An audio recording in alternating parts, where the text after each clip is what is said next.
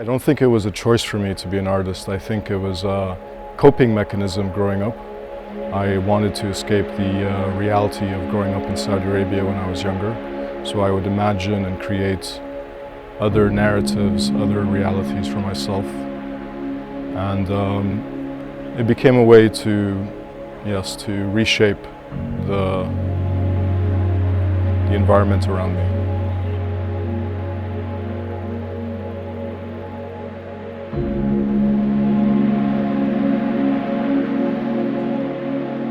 Growing up, I used to read a lot of comic books and books.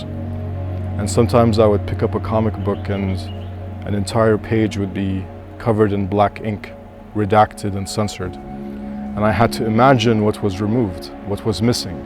So this actually accelerated my imagination. It wasn't the black ink and the black line are not limiting for me, but within them exists a whole possibility, an infinite possibility of narrative.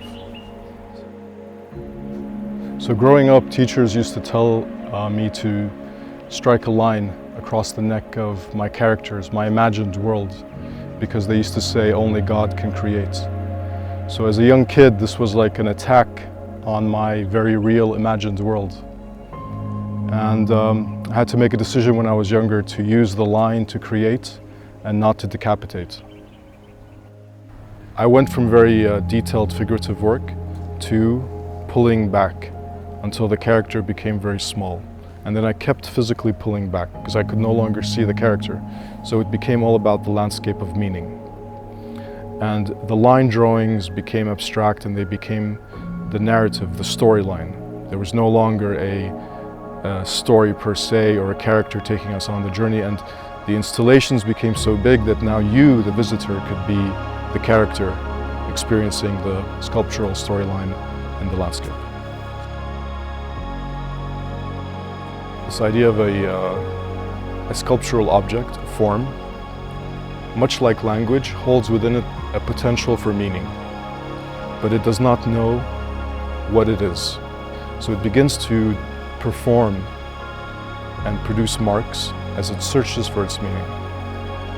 The irony is that its pigmented body, the more it searches and the more it marks, the more it loses its form and thus moves away from its true meaning.